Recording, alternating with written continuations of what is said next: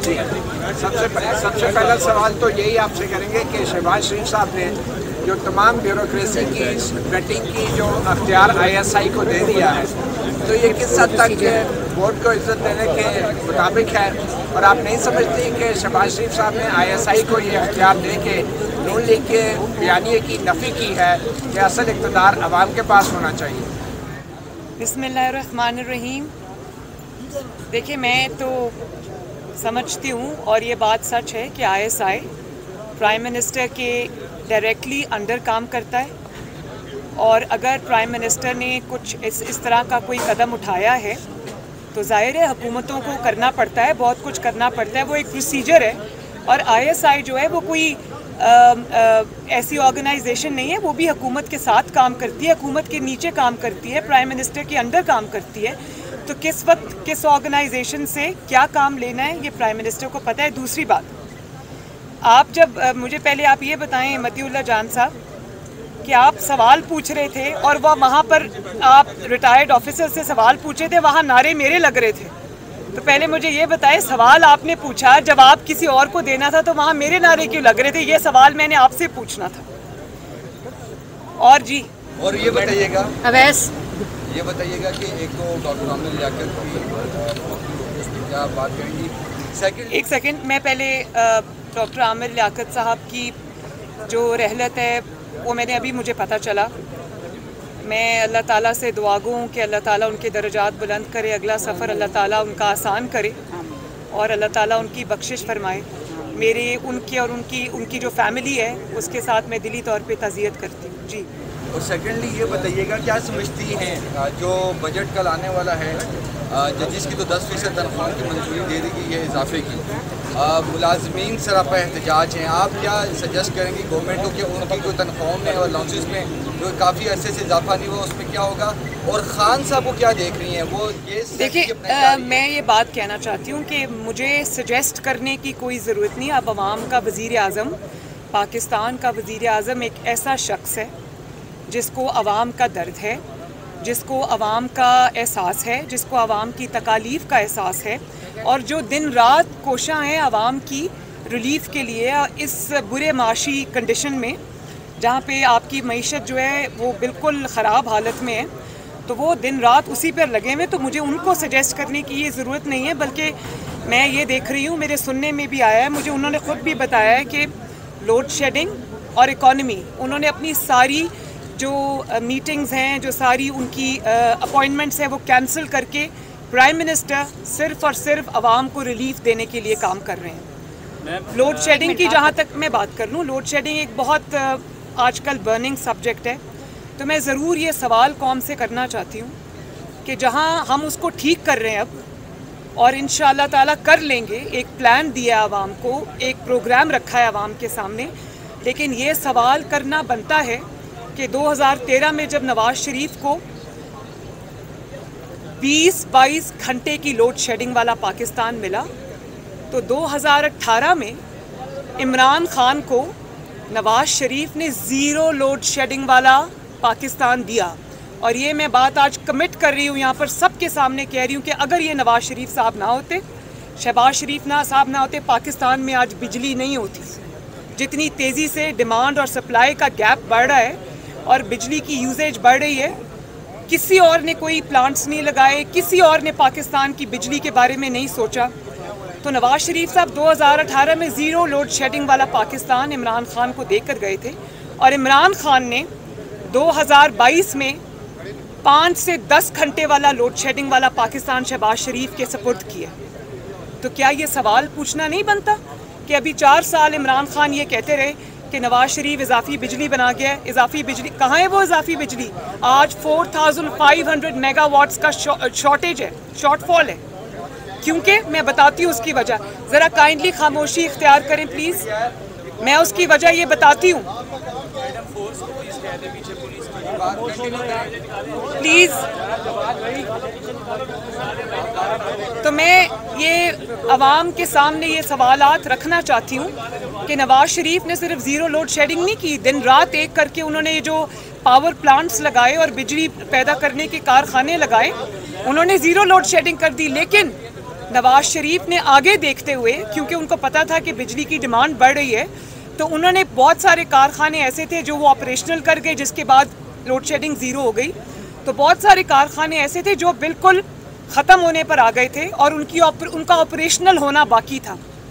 ये गवर्नमेंट इतनी नालायक थी इमरान खान की, इतनी नाअहल थी कि ये बने बनाए कारखानों को चला नहीं सकी, और उनके ना चलने की वजह से आज लोड शेडिंग का जो बिजली की डिमांड और सप्लाई का फ़र्क है वो 4500 मेगावाट्स आ गया।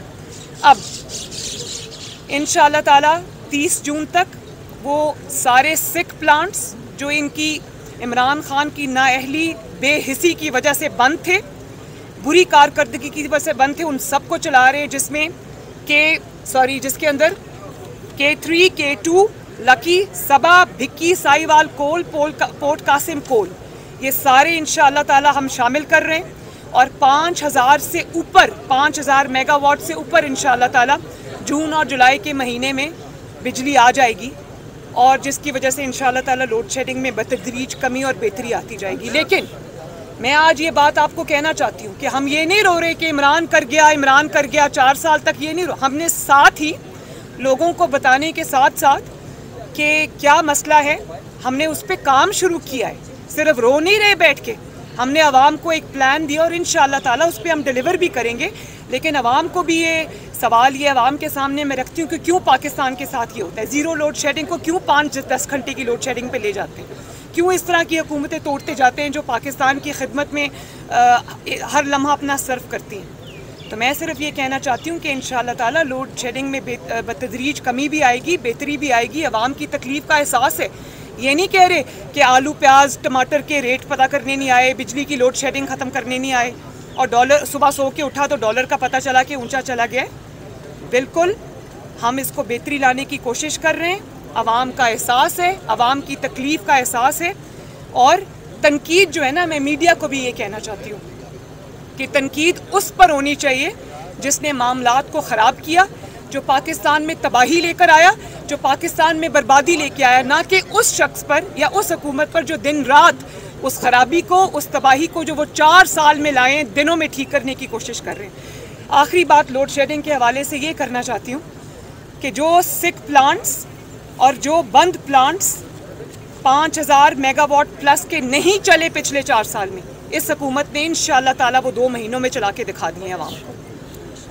तो मैं ये बात बड़ी इम्पॉर्टेंट है, मीडिया को भी थोड़ा इस चीज़ को अंडरस्टैंड करना चाहिए। दूसरी बात मैं एक और करना चाहती हूँ जो इस बात से लिंक्ड है कि ये मैं नहीं कह रही, ये इनकी अपनी जमात के लोग, इनके इत्तेहादी शेख रशीद साहब की कल की बहुत आई ओपनर एक स्टेटमेंट है जिसके अंदर उन्होंने ये फरमाया कि इमरान खान पता नहीं क्यों जाते जाते लैंड माइंस यानी कि बारूदी सुरंगें बिछा गए आने वाली गवर्नमेंट के लिए, और जल्दी जल्दी वो कीमतें ड्रॉप करके, क्योंकि उनको पता था मैं जा रहा हूँ, और उनको पता था वो बोझ जो पाकिस्तान की मईशत पर पहले ही जो वेंटिलेटर पे थी उनकी नाअहली की वजह से उसको मज़ीद ज़मीन के नीचे धकेल गए, ICU में फेंक के चले गए, और वो बोझ पाकिस्तान की मईशत पर जाते जाते डाल गए जिस बोझ को उठाने की पाकिस्तान की मईशत में इस वक्त हिम्मत नहीं है, उस बोझ को उठाने की पाकिस्तान के अंदर हिम्मत नहीं है।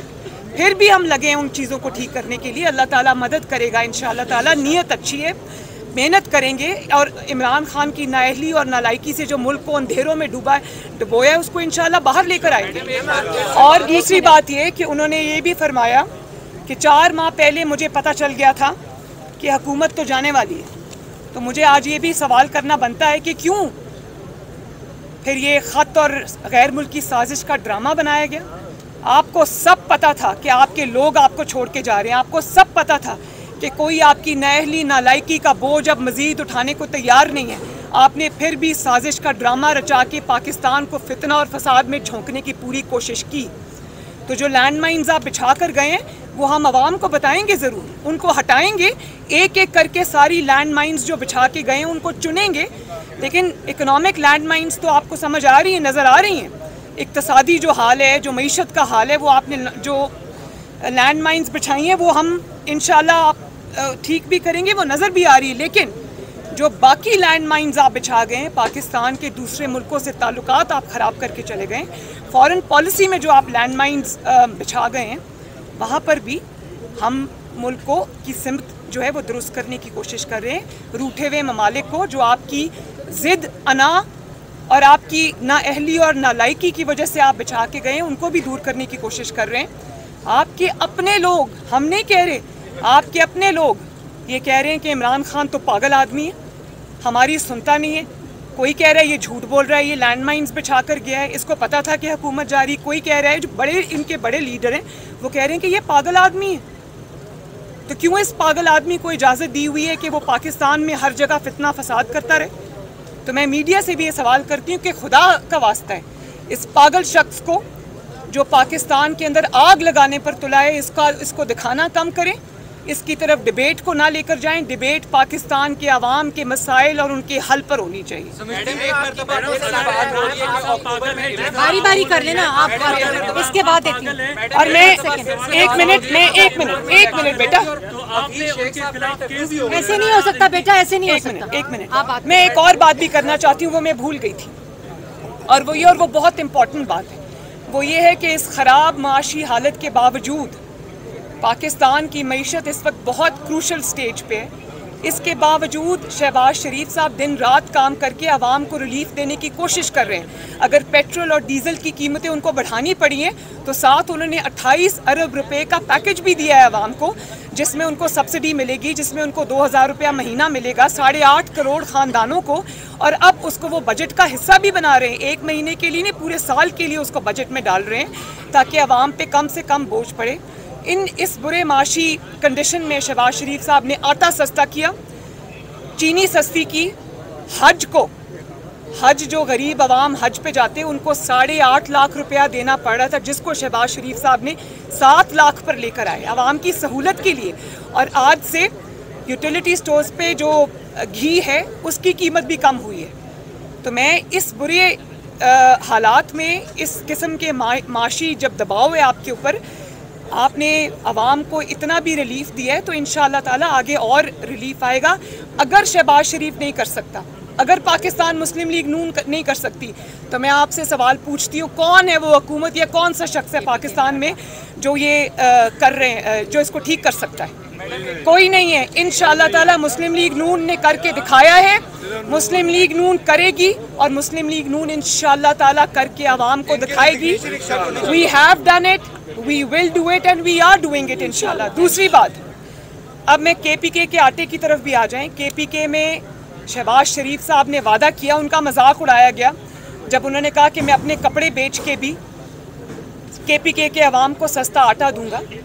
तो वो 2 दिन पहले वो वादा दिनों में, महीनों में नहीं, सालों में नहीं, दिनों में वफा हुआ, और KPK के अवाम को सस्ता आटा फरामी को उन्होंने यकीनी बनाया, जिसके लिए उन्होंने मोबाइल यूटिलिटी स्टोर्स उन्होंने वहाँ पर लॉन्च किए, और बतदरीज जो यूटिलिटी स्टोर्स कॉरपोरेशन है वो अपनी वहाँ पर प्रेजेंस को, अपने स्टोर्स का नंबर बढ़ाती जाएगी, और KPK के अवाम को आटा मिलेगा।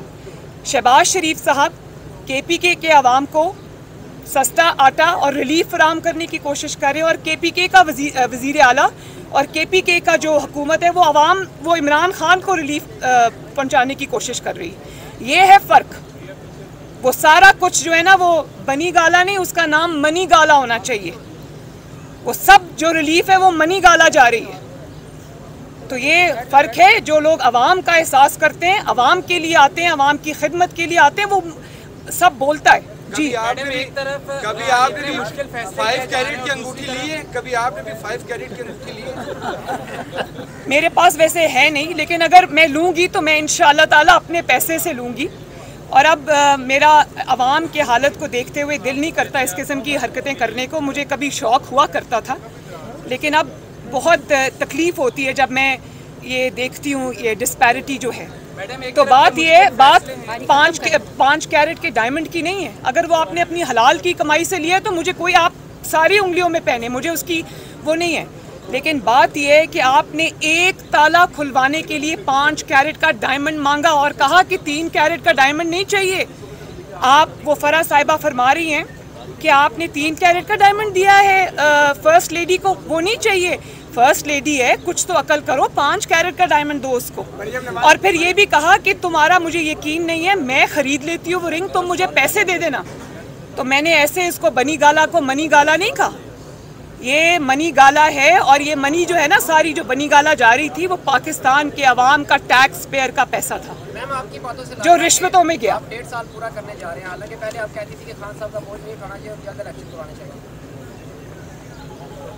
मैं ये समझती थी, लेकिन और मैं ऑनेस्टली ये फील करती थी कि अवाम के ऊपर ये बोझ नहीं डालना चाहिए और उसमें हमें नए इलेक्शन में जाना चाहिए और नया मैंडेट लेना चाहिए, क्योंकि हुकूमत 5 साल की होती है।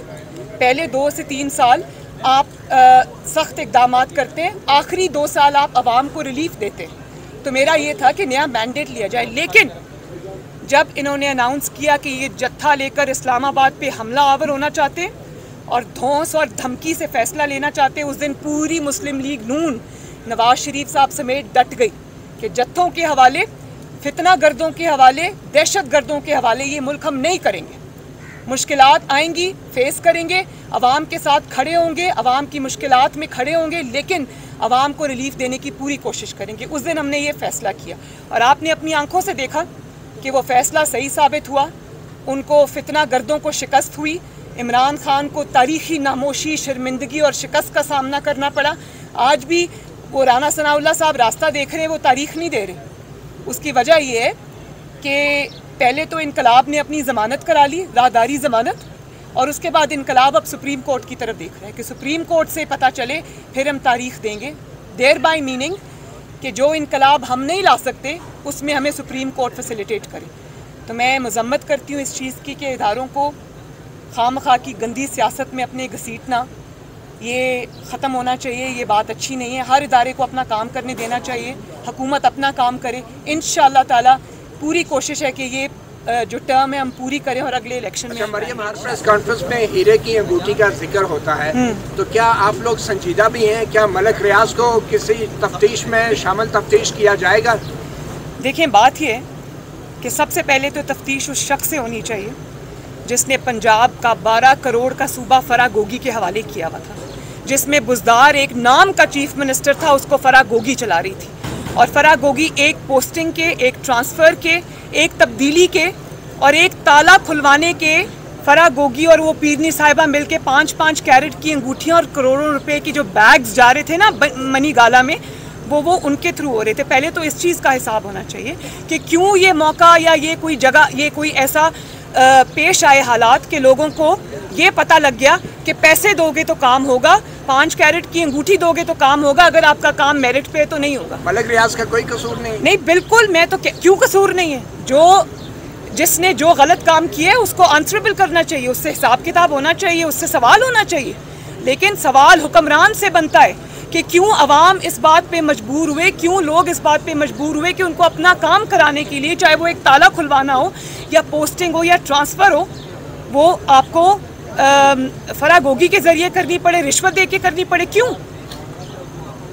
एक मरतबा फिर से बात हो रही है कि अक्टूबर में इलेक्शन होंगे और साथ में हफीज शेख साहब के इंटरव्यू के हवाले से भी अफवाहें फैलाई जा रही हैं। नहीं, उसकी उन्होंने बिल्कुल डिनाई कर दिया है, ISPR ने भी डिनाई कर दिया है और मेरा नहीं ख्याल कि इस बात में कोई सच्चाई है। मेरा ख्याल है डिसइंफॉर्मेशन को नहीं, लेकिन डिसइंफॉर्मेशन की जहाँ बात आती है वहाँ ARY की बात मैं ज़रूर करूँगी कि देखें, अभी 2 दिन पहले उन्होंने झूठी खबर फैलाई कि माशी या जो इकनॉमिक इमरजेंसी है गवर्नमेंट वो लगाने जा रही है और उसकी वजह से डॉलर शूट किया, ऊपर गया, उसकी वजह से स्टॉक मार्केट नीचे आई और पाकिस्तान को नुकसान उठाना पड़ा, बिजनेस सेंटिमेंट ने सफ़र किया। तो मैं ये सवाल करना चाहती हूँ कि कैसे इतनी हिम्मत हुई ARY की, जो खुद गोल्ड का स्मगलर है, 12 अरब के टैक्स पे स्टे लेकर बैठा हुआ है और बगैर बिडिंग के स्पोर्ट्स की जो वो क्रिकेट के राइट्स हैं वो उन्होंने लिए हुए हैं। इमरान खान से उसने 40 अरब का फ़ायदा उठाया हुआ है और ये वो चैनल है जिसको 4 दफ़ा यूनाइटेड किंगडम ने, बरतानिया ने झूठ बोलने में लाखों पाउंड जुर्माना किया। वहाँ अब ये ARY के नाम से ऑपरेट नहीं कर सकते, इनको दूसरे नाम से ऑपरेट करना पड़ता है और वहाँ पर जो झूठ चर्न आउट करने की मशीन है, जो झूठ गढ़ने की मशीन है, जिसको ARY उसके सलमान इकबाल को सलमान इकबाल को सतारा इम्तियाज मिलता है, तो क्या ये झूठ बोलने का तमगा उनको मिल रहा है? मैं ये समझती हूँ कि मैंने रिक्वेस्ट भी की है प्राइम मिनिस्टर को कि जो परसों इन्होंने घिनौनी हरकत की है, मुल्क की इकोनॉमी ने इनकी झूठी खबर की वजह से सफ़र किया है, इस पे स्ट्रिक्ट एक्शन होना चाहिए। मैडम ये आपके आगे जो इस साइड को इस साइड पे गवर्नमेंट मिनिस्टर्स हैं, ये सरकारी खजाने से तनख्वाह लेते हैं, ये 3-3, 4-4 घंटे आपके साथ कोर्ट में आते हैं। आपको नहीं लगता कि इनका काम आवाम के प्रॉब्लम्स को सॉल्व करने के ऊपर होना चाहिए? अगर उनके काम में कोई कमी है तो मुझे बताएं। उनके काम में कोई कमी नहीं है, वो अपना पूरा ना प्लीज़, बिल्कुल नहीं। खिदमत की नीयत से आए हैं, दिन रात। कभी आपने ये भी देखा है कि वो रात को 2 बजे तक अपने ऑफिस में बैठ के बजट पे काम कर रही हैं? वो क्योंकि आपकी, लेकिन ऑस्टेरिटी की बात करते हैं ना, इसका पॉइंट ये है कि अगर आप सादगी की बात करते हैं तो फिर इन मिनिस्टर्स को आपने वहाँ रहना चाहिए, वहीं होते हैं भाई। नहीं, सॉरी, ये आप नहीं, बिल्कुल नहीं।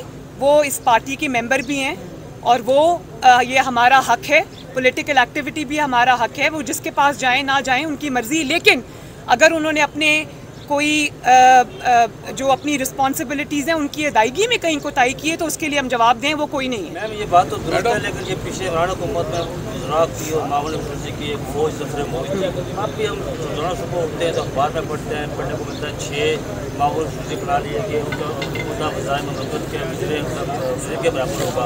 वो किफ़ायत शारी वो कहाँ गई ये सारी चीज़ें होने के बाद? किफ़ायत शारी के लिए जो प्राइम मिनिस्टर ने हिस्टोरिक स्टेप्स अनाउंस किए हैं वो आप सबके सामने। मेरा नहीं ख्याल कि 4 साल ये पिछली हुकूमत जो है ये महंगाई को तरक्की बताती रही और अचानक 1 महीने में इनको याद आ गया कि महंगाई तरक्की नहीं होती, महंगाई तबाही होती है। तो उनकी तरह बेहिसी नहीं की। उन्होंने ये नहीं कहा कि चीनी कम कर लें। अपनी इनके वज़रा क्या बयानात देते थे इमरान खान के कि चीनी के दाने कम कर लें, चिकन ना खाएं, सब्जियां ना खाएं, रोटी कम खाएं। हम तो ये नहीं कह रहे। हम तो ये कह रहे हैं कि अगर आज अवाम सफ़र करिए तो हम अपने एक्सपेंडिचर्स भी कट डाउन करेंगे। हम अवाम की खातिर अवाम के साथ खड़े नज़र आएंगे। हम भी अपने जो गवर्नमेंट के जो भी अखराजात हैं उनको कम करेंगे, क्योंकि हम अवामी हुकूमत है। अवाम को जवाब दें, अवाम के साथ खड़े, अवाम का एहसास है हमें। जल्दी आएंगे इंशाल्लाह, जल्दी आएंगे इंशाल्लाह ताला। और मतीउल्लाह जान साहब, आपने क्योंकि सवाल किया था रिटायर्ड फ़ौजी अफसरान से और वो जवाब दिए बगैर, आप भी और वो एजाज़ सैयद साहब, तो वो जवाब दिए बगैर भाग गए वहाँ से। तो मैं ये ज़रूर कहना चाहती हूँ कि मुझे वो मनाजिर देखकर तकलीफ़ हुई। मैं ये समझती हूँ कि जो भी रिटायर्ड फ़ौजी हजरात हैं उनकी जो अगर वो अपने इंस्टीट्यूशन के नहीं हैं, अगर वो अपने इदारे के साथ वफ़ादार नहीं हैं और किसी के कहने पर वो इदारे में तफरीक पैदा करने की, डिवीज़न पैदा करने की कोशिश कर रहे हैं, तो ये नहायत काबिल अफसोस बात है। उसकी वजह ये है कि जिस इंस्टीट्यूशन ने उनको वो तमगे दिए, जिस इंस्टीट्यूशन ने उनको वो रैंक्स दिए, जिस इंस्टीट्यूशन ने उनको वो रिकग्निशन दी, जिस इंस्टीट्यूशन ने उनको वो इज़्ज़त दी, वो जगह, वो मकाम दिया पाकिस्तान में, आज अगर वो उसी इंस्टीट्यूशन को बुरा भला कहेंगे इमरान खान के कहने पर और इमरान खान के पीछे जो हाथ है उसके कहने पर, तो मेरा ख्याल है कि ये बहुत अफसोसनाक बात है। ये नहीं होना चाहिए।